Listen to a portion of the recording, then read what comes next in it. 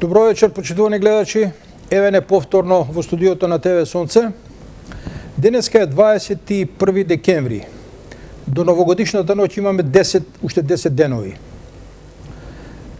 После 31 декември е 1 јануари 2014 година.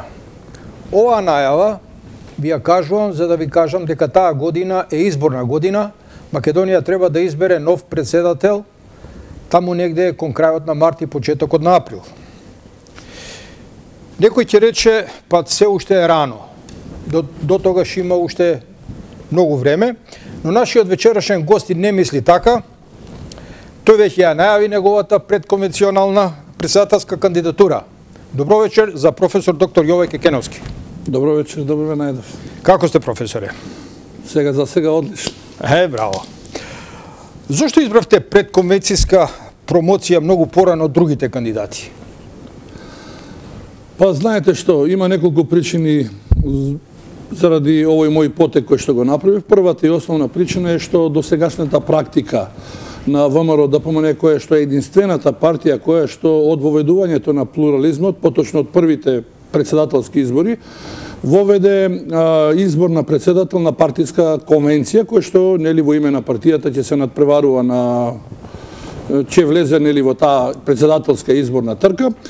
Меѓутоа, тоа се сведуваше на еден објавен оглас, потоа собирање на кандидатури, па извршниот комитет ги разгледуваше и одредуваше 2, 3, 4 кои ќе одат на таа конвенција и каде што имаа можност да се представат во рамки на 10-15 на минути.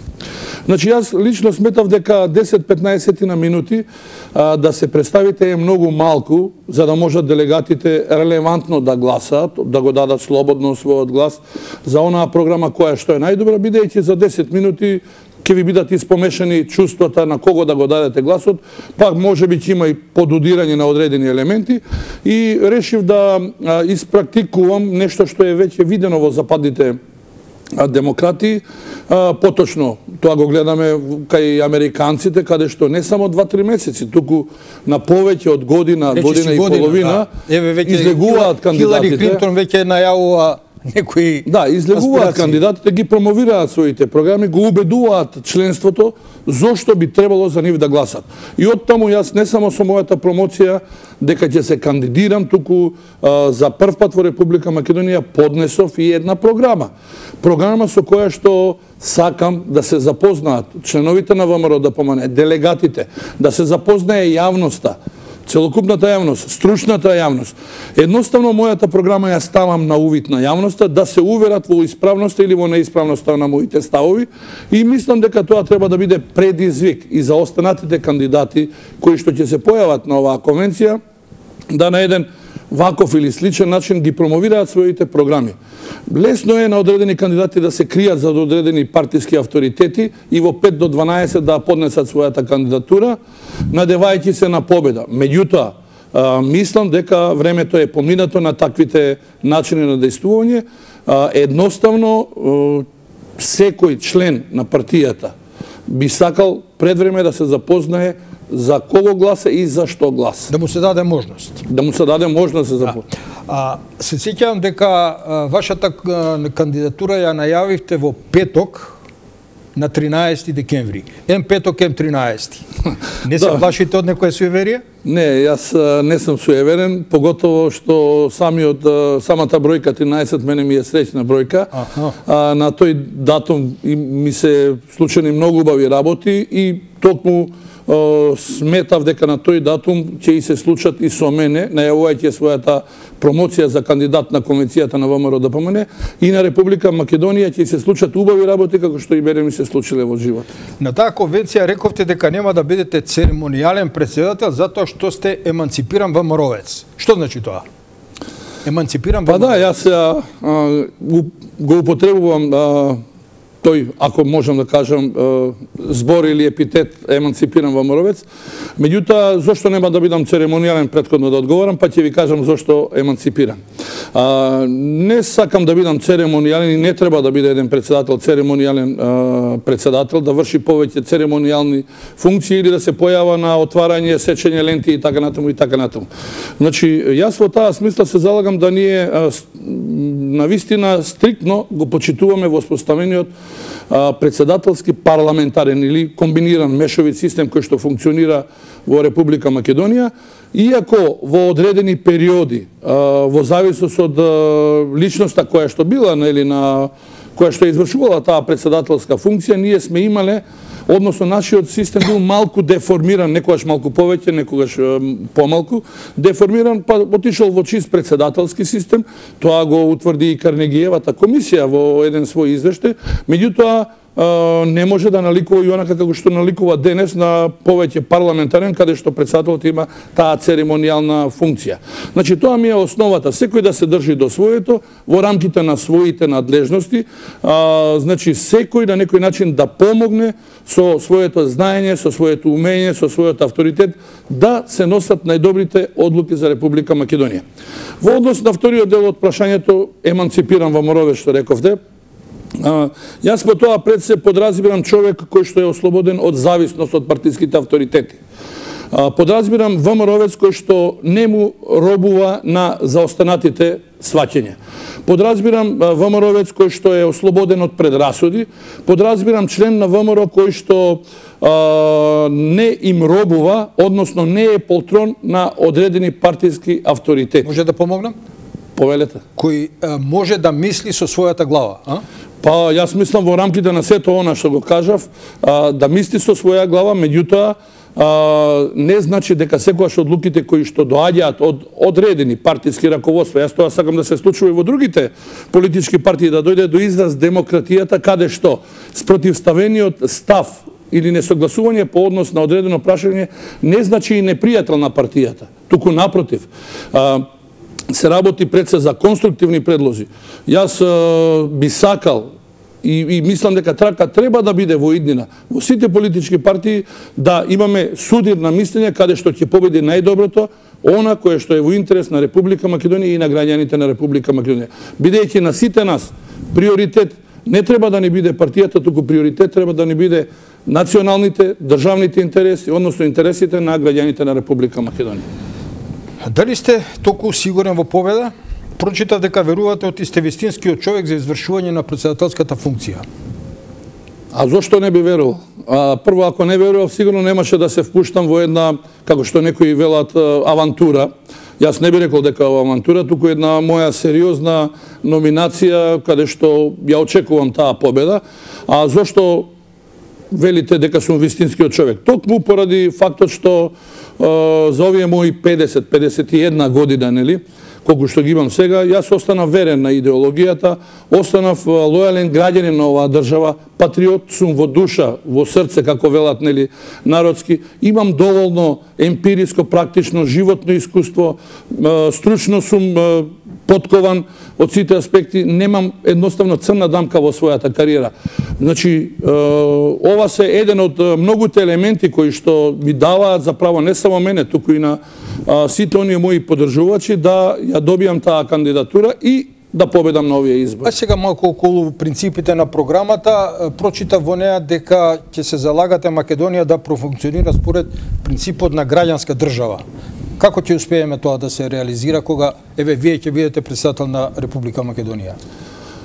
Не гледам причина зошто да не функционира. Ние во Уставот, поточно со Охридскиот договор, тоа е имплементирано преку амандманите во Уставот на Република Македонија и ние таму јасно е кажано дека сме граѓанска држава. Меѓутоа, за жал, она што се практикува не ни укажува дека сме граѓанска држава, од причина што принципот на граѓанство некако е запоставен, односно сите сме затворени некако во своите етникуми. И гледате дека недовербата помеѓу етничките заедници и мнозинскиот етникум од една страна и одредени мнозински заедници од време на време кулминира.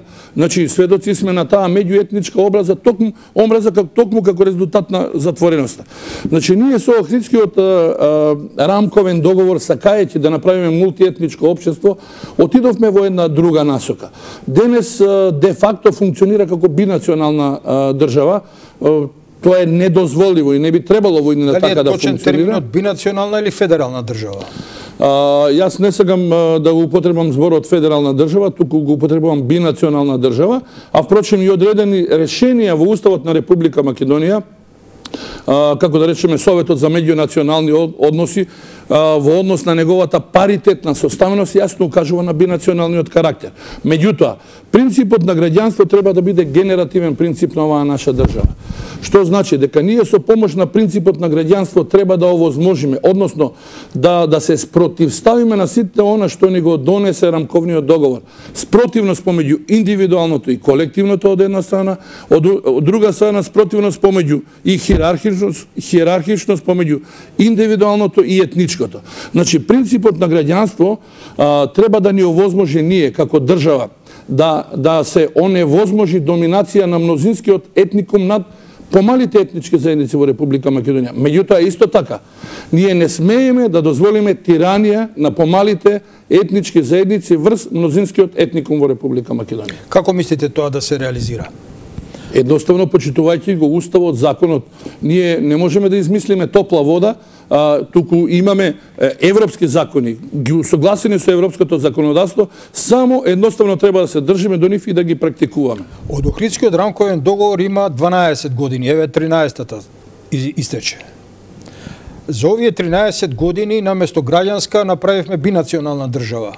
Колку време ќе ви треба од бинационална да ја направиме граѓанска? Која ќе бидете председател? Знаете што, бинационалноста ние гледаме од еден друг аспект, од аспект на фаворизирањето на најголемата етничка заедница во Република Македонија. Во рамковниот договор јасно е ставена една одредба која што вели дека треба да се почитува да имаме пропорционална застапеност, меѓутоа и компетентност. Меѓутоа, за жал тоа не се практикува само пропорционалната застапеност и тоа во енормни бројки. Видете онаму каде што сте имале албанец, да речеме, за министер или раководител, директор, бројката е повеќе во некои институции повеќе од 80%. Каде се останатите етнички заедници? Каде се македонците тука и така? Значи, ако ние успееме да го сведеме во разумни граници, да го читаме онака како што е напишано, а не произволно сите да си го толкуваме Уставот на Република Македонија, мислам дека нема да имаме никаков проблем. Дали за кандидатурата за председател на државата на конвенцијата на ВМРО ДПМН се координирате со некого во партијата? Па знаете што, јас фактички немам потреба да се консултирам со никој. Зошто? Поради фактот што праксата е во ВМРО ДПМН да се објави повик, на тој повик се појавуваат одреден број на кандидати, се прави селекција и понатаму се појавуваат на конвенција. Меѓутоа, без разлика на сето тоа, бидејќи отворен повик за сите кои што мислат дека ги исполнуваат условите, кои што мислат дека можат да се носат со таа функција, да се пријават. И тоа е добро. Јас, без разлика што немам никаква врска, сепак направив еден чекор понапред, бидејќи сум пред се коректен како човек и не сакам нешто да работам, а да некој мисли дека работам против некого. Значи, направив една средба со надлежните структури во партијата, една конструктивна, коректна средба на кој што јас се кажав мојата желба дека дека би сакал да се појавам на конвенцијата. Од друга страна беше кажано дека нема никој против мојата кандидатура, дека нема причина таа да биде одбиена, туку напротив, дека како демократска партија ќе и биде драго на таа конвенција да се појават 4-5, па дури и повеќе кандидати, каде што ќе можат по слободна волја делегатите да си го дадат својот глас за најдобриот. Да, меѓутоа, вие сега не сте активен во партијата, бидејќи имате некои други обврски како професор на универзитет, но во вашите колумни кои се многу читани во јавноста, често пати го критикувате начинот на водење на партиската политика од страна на актуелното раководство. Дали средбата со административниот директор на ВМРО ДПМН е само куртуазна или е нешто друго во прашање? Најнапред да одговорам на претходното прашање. Точно е дека на одредени моменти јас имам и спротивставени, па дури и критични ставови. Тоа го сметам за сосема демократски, сосема легитимно мое право. од причина што јас не сум активен во структурите на партијата и немам можност тоа да го кажам внатре во самата партија, а за волја на вистината па и никој не ме прашал дали јас и што мислам и како мислам по одредено прашање, и мислам дека тоа што ќе го изјаснам, што ќе го кажам во јавноста, ако некој го сваќа како критика, јас еве така ќе употребам и друг збор, се работи за конструктивна критика. Зошто? Заради тоа што сметам дека е подобро да донесеме, да се критикуваме, а да донесеме исправно решение, отколку да молчиме, да тапкаме некого по рамо, а да донесеме неисправно решение на штета на сите. Во делот на таа средба, како велите вие, административен директор, генерален секретар, јас ќе малку коригирам, значи, јас не видов никаква куртуазија, туку видов еден чесен пристап, еден коректен пристап, еден пристап отворен, пристап, и оттаму не гледам никаква причина да се сомневам во она што си кажавме еден на друг, она што ми го кажа како партиски став, кој ќе се случува, односно кој ќе се спроведе на конвенцијата, тоа значи дека ќе биде овозможено во една демократска атмосфера. Не би сакал да верувам дека во меѓувреме ќе се случат други работи. Впрочем, сигурно дека граѓаните, односно членството на ВМРО ДПМН е доволно, има политичка култура, доволно е свесно да знае сам, без притисоци, без убедување, да го избере тој за кој што мисли дека е најдобар. Вашава партиска биографија, што ја презентиравте и на тоа кога се појавивте во тој петок 13, изобилува со високи одговорни функции во ВМРО ДПМН. Зошто одбравте подоцна академска, а не политичка кариера? Мојата политичка функција заврши 2000 година како државен секретар во Министерството за екологија. Меѓутоа, без разлика на сето тоа, јас паралелно со политичката, претходно и со онаа друга кариера, нели, на музички план која што ја туркав додека студирав, јас паралелно, значи, учев. Јас во тој период и докторирав на политички науки, и ова ми е еден аманет од мојот родител, од мојот татко, кој што секогаш ми велел: синко, без разлика што колку ќе свириш, колку ќе напредуваш во твојата музичка кариера, бидејќи јас постигнав огромни успеси. Имам повеќе од 50 на тајни снимки за македонското радио. Имам повеќе солистички касети, цедиња, своји аранжмани. Имам 3 пати освојувано второ, 3 пати трето место на надпревар во Југославија, каде што се појавувале од 5 до 8.000 надпреварувачи. Тоа беше огромен успех за Република Македонија. Значи, на тоа поле јас сум бил мощно успешен. Меѓутоа, без разлика на сето тоа, јас паралелно сум ја туркал и мојава надоградба, па така да докторирав и на политички науки. Зошто ја прекинав со политичката, а продолжив со академската кариера? Прво, сметам дека политиката е доста несигурна работа, и во политиката еднаш сте горе, а друг пат сте доле. И не зависи се од вас, туку зависи од волјата на други. Меѓутоа, во академските кругови е сосема друга ситуацијата. Таму напредокот или тапкањето во место во делот на, нели, градење на својата кариера, сигурно лично зависи од вас, од вашата желба да се надоградувате, постојано да одите напред, да се усовршувате, да ги промовирате своите ставови, и едноставно не зависите од никој. Токму таа независност во тој дел можеби е приоритетната причина да јас се одлучам да и се посветам на науката, а во политиката сигурно. Добро, дали ова предконвенционална кандидатура, која веќе прераснува и во сериозна кандидатура, не представува враќање на Јовеке Кеновски на големата врата во политиката? Ова е навистина сериозна кандидатура. Јас мислам дека вие и сите оние кои што беа присутни на самата предконвенцијска промоција видоа како на еден современ начин се врши промоција не само на еден кандидат, туку и на таа програма. Сигурно дека е моја заложба да се вратам во политиката, меѓутоа, јас од моите постари колеги, од еден мој ректор, каде што, нели, предавав јас на универзитетот, научив една голема работа. Ако се враќаш на одредено место или ако влегуваш некаде, тогаш влегувај на голема врата, немој да влегуваш на мала врата. И оттаму моето враќање во политиката е токму на атак на претседателската функција. Значи, ја почитувате принципот на вашиот професор, а? Па сигурно мислам дека е единствен и исправен подобро е да влезете достоинствено на голема врата отколку да влезете под грбавена на мала врата. Точно така. Сега ќе цитирам една ваша реченица од таа предконвенционална кандидатура, кога рековте дека на граѓаните им е смачено од квази политичари и квази кандидати, на граѓаните им е досадено од кандидати што на президентската функција гледаат како на ловечки трофеи. Опа, професоре, квази кандидати ловци на политички трофеи. Сигурни сте дека оваа ваша изјава нема да ви нанесе некоја политичка штета?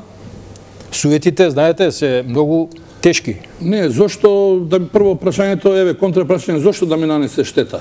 Па ние мораме на вистината конечно да ја погледаме. Од аспект на суетите. Па, тоа е нивни проблем на оние кои што се наоѓаат засегнати со овој мој став, со оваа моја изрека, а јас не измислив нешто, туку само на вистината кажав да сите и погледнеме во очи. Па ние сме сведоци што ни се случува во последниве години, сиве овие 20 години во политиката. Ние сме свесни како голем број на некадрни, некомпетентни кадри доаѓаат на високи позиции. Доаѓаат на високи позиции заради тоа што се роднини, пријатели, другари, бизнис партнери и така натаму и така. Мојот апел во овој дел беше дека треба да им ставиме крај на сите тие досегашни практикувања на начинот на кој што се доаѓаше до одредена функција. Поготово кога се работи за највисоката државна функција. И оттаму сметам дека ние не треба да робуваме на одредени предрасуди. Не може во партијата да некој ја чувствува како лична своја, како наследство на своите родители, па да им наредува на некого да гласа за некој кандидат.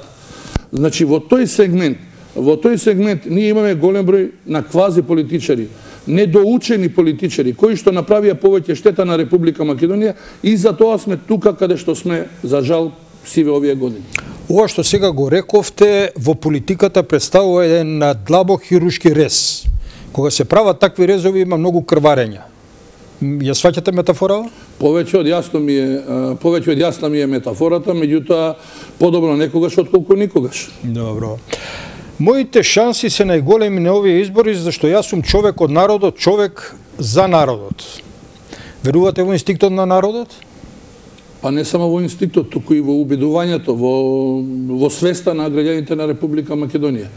Јас сум навистина човек од народот, јас сум постојано со народот, секојдневно комуницирам, се дружам, сум сосема нормален, обичен човек кој што знае со секој човек да седне, да поразговара, да се дружи. Едноставно сум човек од збор, човек достоинствен, храбар, кој што е спремен да одговори на сите обврски, на сите предизвици. Дали ќе бидете ист таков кога ќе станете председател, па ќе бидете окружени со бодигарди, со шофер, со блиндирано возило, а?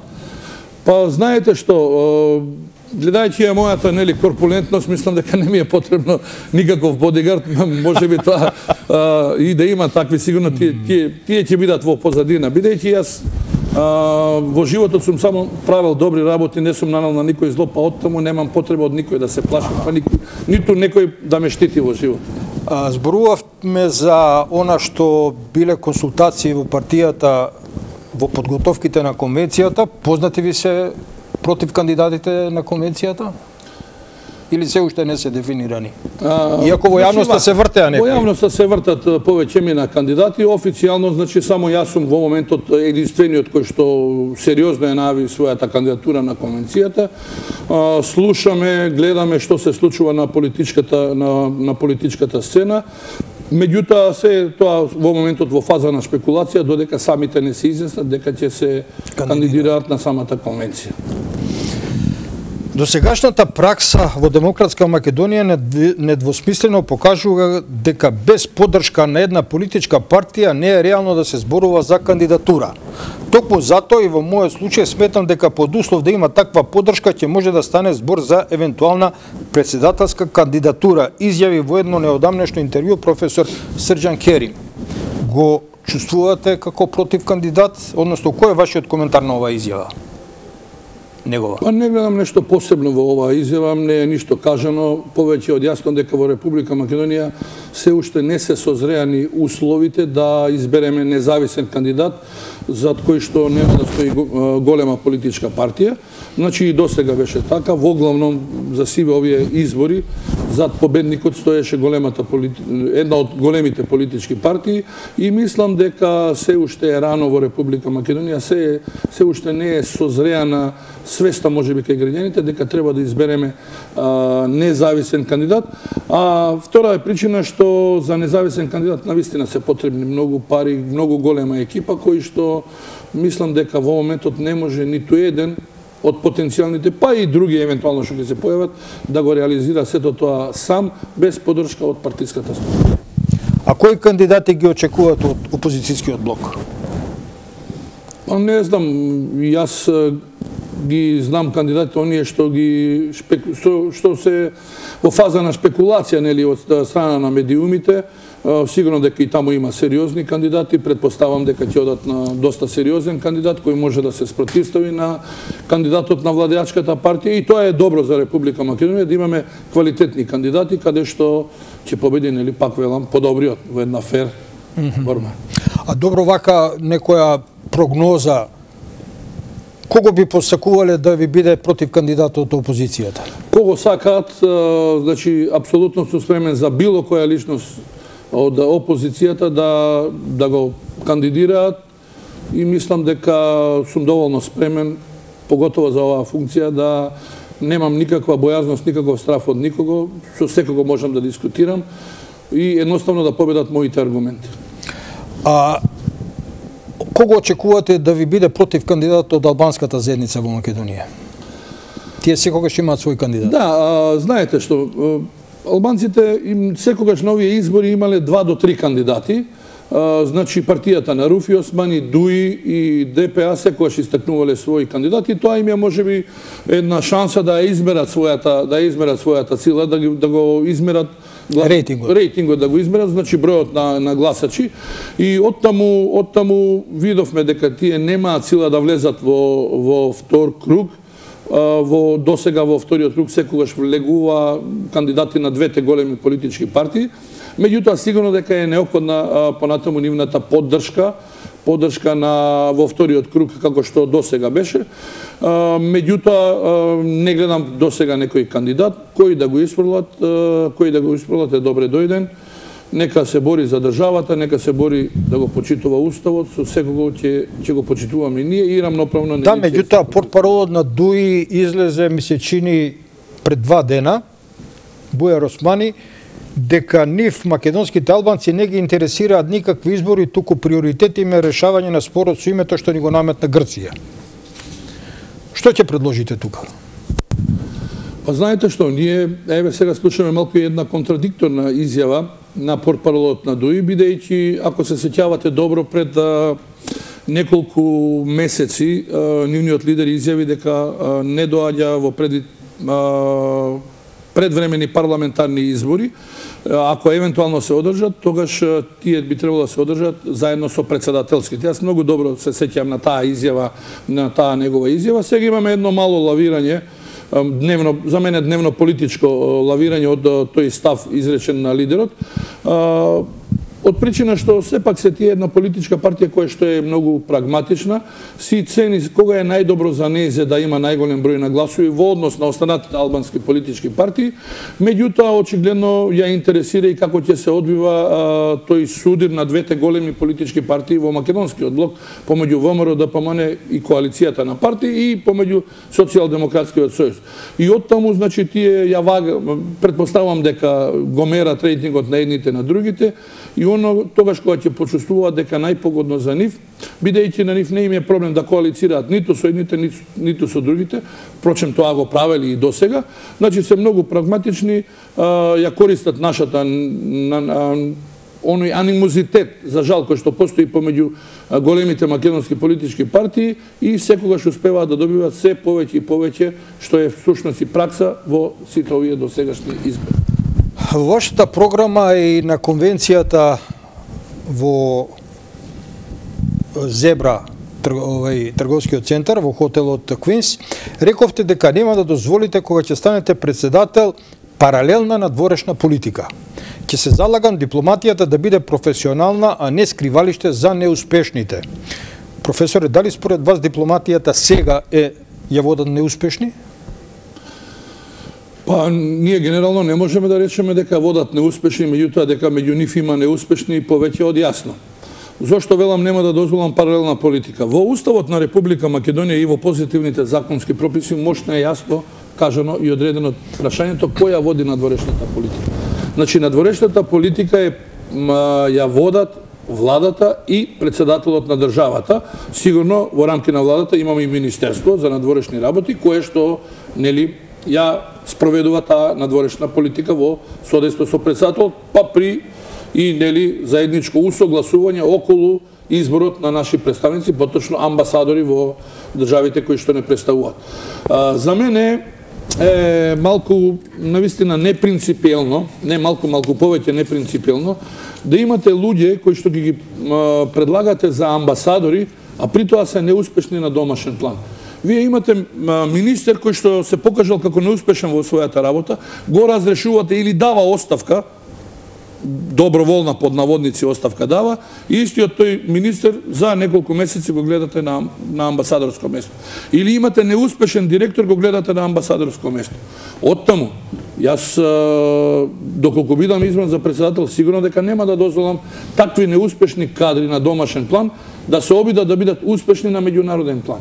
Значи, јас не гледам логика во тоа. Ако е неуспешен дома, не може да биде, уште помалку ќе биде успешен надвор. Впрочем, неуспехот, она што ни се случува на полето на евроатлантскиот интегративен процес, јас мислам го сносат токму и нашите амбасадори, кои што не успеа да обезбедат доволна поддршка, доволна логистика на нашите заложби, на нашите идеи во земјите кои што не представуваат, во земјите кои што се членки на НАТО и во земјите кои што се членки на Алијансата.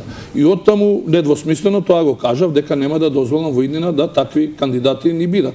Вториот дел во делот на водење на паралелната политика е мотивирано од она што ни се случуваше при она турнеја на лидерот на ДУИ со неговите соработници, каде што иако велат со знаење на коалициониот партнер, за мене непоимливо и недозволиво да ни се случуваат такви работи, поготово што на таквите средби со највисоките представници на нашиот јужен сосед, па и на другите држави, вие ги немате нашите овластени представници, ги немате нашите амбасадори. Па, видете, вие имате еден градоначалник, еден локален функционер, ќе оди на посета на некоја општина во некоја соседна држава, па дали е тоа амбасадорот или некој службеник од амбасадата оди и прави службена белешка за сето тоа. Ние колку можеме да веруваме, колку тој настап бил таму искрен и колку можеме да веруваме во зборовите кои што не се пренесени повратно назад, ако немаме официјален записник од сето тоа, официјална белешка. И оттаму за мене е незамисливо колку ние да се правдаме во јавноста. Јас мислам дека не е таква ситуацијата каква што е, и оттаму можеби и неуспесите, еден дел од неуспесите можеби е резултат на водење на таа, па би рекол паралелна политика. Мислите можеби или сигурно? Па можеби, меѓутоа повеќе према сигурно. Сега едно прашање кое мислам дека е суштинско за целава ваша кандидатура, а тоа е дали патеката за председателската трка е сува или е лизгава? Доста тешко прашање ми доеве, ја бидејќи сум искрен ќе ви одговорам искрено. Мислам дека уште на старт се покажува дека теренот ќе биде многу лизгав и допрва очекувам една нечиста борба на која што јас нема сигурно да се приклучам. Јас ќе водам една принципијална моја кампања, без лични навреди, без лични дискредитации, меѓутоа навремено ќе укажувам на одредени недоследноци кои што ни се случуваат. Например, јас вчера имав и критика во одредени медиуми, каде што реков дека еден од потенцијалните кандидати се обидува да игра пинг-понг малку со одредени структури од државата и со одредени локални функционери. Значи, Државата се покажува за 11 октомври, од друга страна изиграваме хуманитарци, наеднаш преку ноќ изиграваме хуманитарци, па делиме во Штип, па делиме во Тетово и така натаму. Никој не го спори тоа е добра работа, меѓутоа зошто не се сетија малку порано? Или еве денеска во медиумите слушнав донација некоја од хуманитарна донација, каде што учествувала сопругата на претседателот, и тоа е добро, тоа е за поздравување. Меѓутоа, зошто чекаа последниве, овие 4,5-5 години такви донации не видовме повеќе. Плюс слушнавме таму некоја лична донација во рамки на целата донација. Ако е така, дајте да видиме колкава е таа лична донација. 500-100 евра, 5.000 во рамките на цела таа донација од 250.000 евра. Значи, јас ќе укажувам на одредени непринципиелности кои што ќе ни се случуваат, за жал, се повеќе и повеќе, се со цел, нели, да имаме една коректна, конструктивна, сите да имаме исти стартни позиции, каде што ќе можеме рамноправно да се презентираме, а не со поддршка, со умилкување, со додворување на авторитети на медиуми и така натаму и така натаму. Ова прашање што сега ќе следи, му го поставив и на еден друг кандидат кој имаше намера да истрча на председателската трка, но се откажа на време, а таа гласи: американскиот председател Кенеди, кога го прашале кои се трите неопходни услови да се победи на политички избори, тој рекол: пари, пари, пари. Со колкав буџет планирате да ја водите престојната кампања? Па знаете што, јас не можам да речам дека располагам со голем буџет, бидејќи јас сум скромен човек, живеам од една професорска плата, имам 5-члено семејство, плюс тука ми се и родителите, и не можам да се пофалам дека можам да инвестирам многу. Меѓутоа, мислам дека и немам потреба да инвестирам многу, бидејќи јас очекувам да бидам избран на конвенцијата на партијата на ВМРО ДПМН и оттаму обврска е на самата партија на кандидатот кој што ќе го поддржи, односно ќе го предложи да изнајде начин како ќе се финансира целокупната таа кампања. И оттаму не можам да планирам јас личен буџет. Ова што сега го рековте ми отвара за шлагворд едно вакво прашање. Партијата чии сте вие член и што очекувате да ве кандидира е кратенка ВМРО ДПМНЕ. Во вториот дел од кратенката ДП означува Демократска партија. Дали очекувате на конвенцијата демократски процеси? Па јас сакам да се држиме согласно, нели, она што е наведено во самото име, Демократска партија за македонско национално единство. Сакам да се држиме до демократијата, сакам да бидеме фер, сакам да бидеме коректни, иако честопати сме сведоци дека таа коректност имале голем број на случувања кои што излегувале од рамки на таа коректност, од рамки на тоа демократско единство, нели? Меѓутоа, да се надеваме дека тоа ќе биде минато.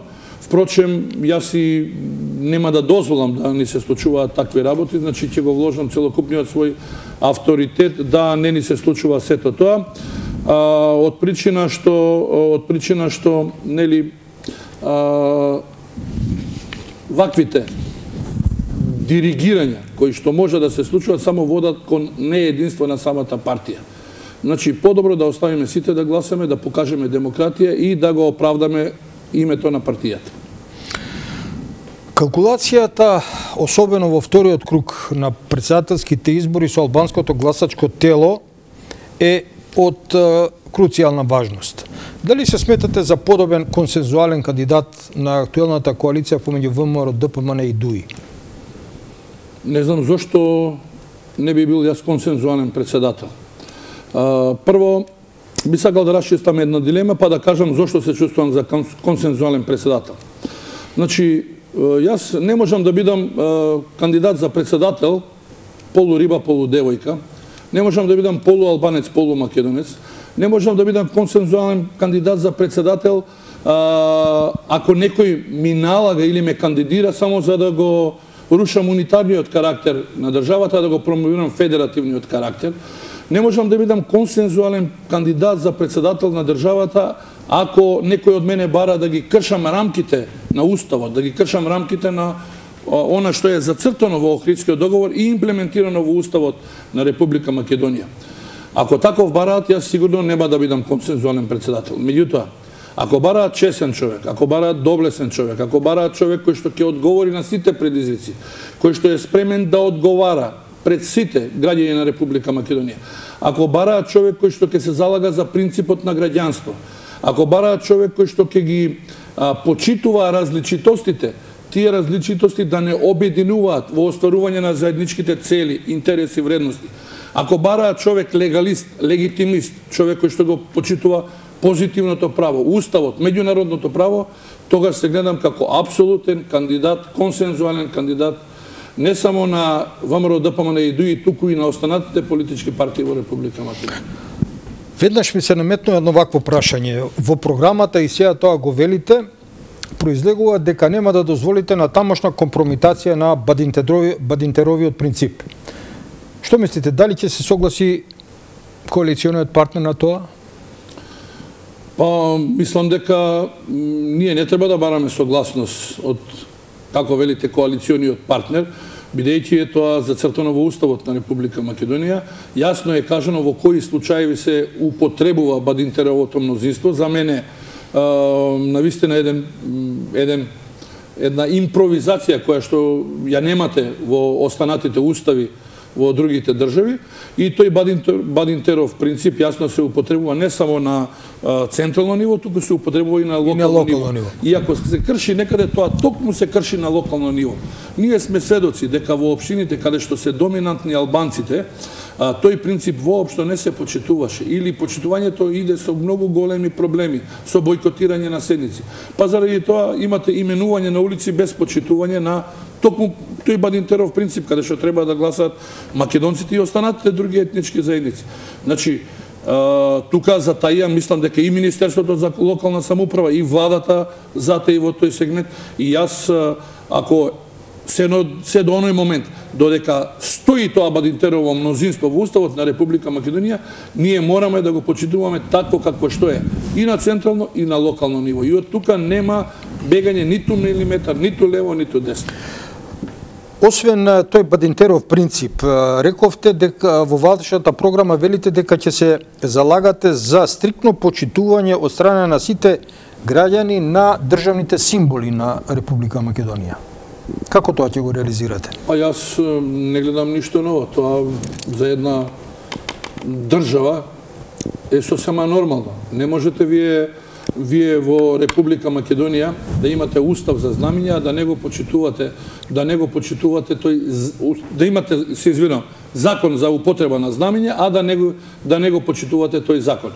Значи, мене не ми смета албанското знаме, да се разбереме. Меѓутоа, ми смета неупотребата, непочитувањето на македонското знаме.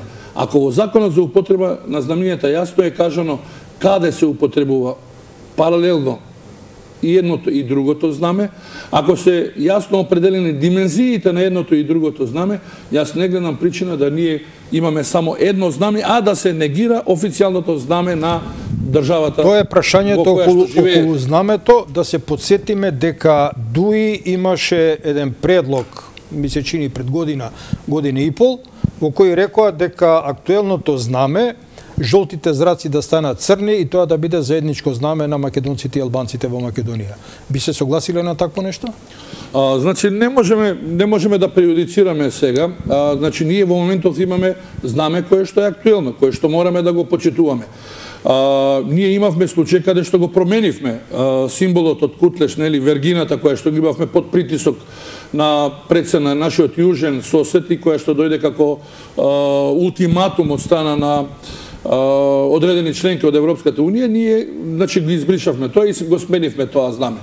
Значи, во оној момент кога ние ќе се согласиме како граѓани на оваа држава да усвоиме едно знаме, ние од оној момент кога ќе го усвоиме, сите би го почитувале такво знаме како што ќе договориме.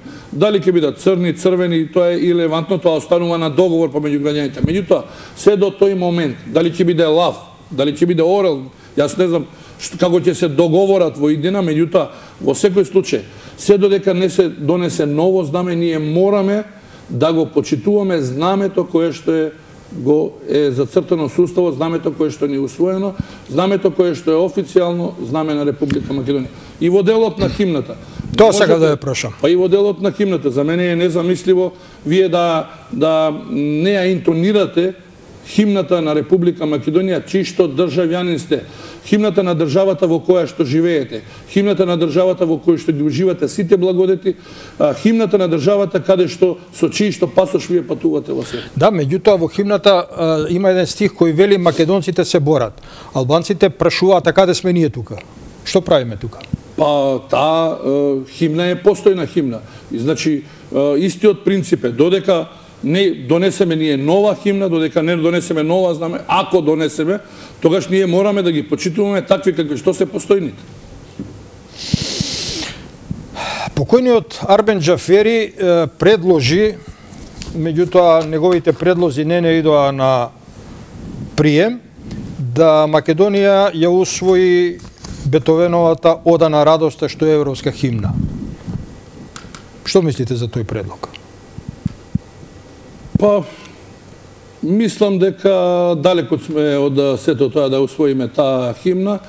Ќе ни треба многу години, ќе ни треба надбор на политичката култура, на политичката свест за да усвоиме една таква химна. Впрочем, ние треба да бидеме и посебни како држава, да го во таа химна треба да го одразува обележето, идентитетот на државата, да основните карактеристики, така да мислам дека тешко таков предлог може да помине во Република Македонија. Во размислувањата за оваа кандидатура, веројатно го напипавте и пулсот на вашите познати и непознати од меѓународната заедница. Дали имате, да кажам, дозвола од нив да се кандидирате? Малку грубо прашање, но... Па не знам зошто употребувате да барам јас дозвола од меѓународен фактор. Мислам не ми јасно, бидејќи меѓународниот фактор не гласа во Република Македонија, гласаат граѓаните на Република Македонија.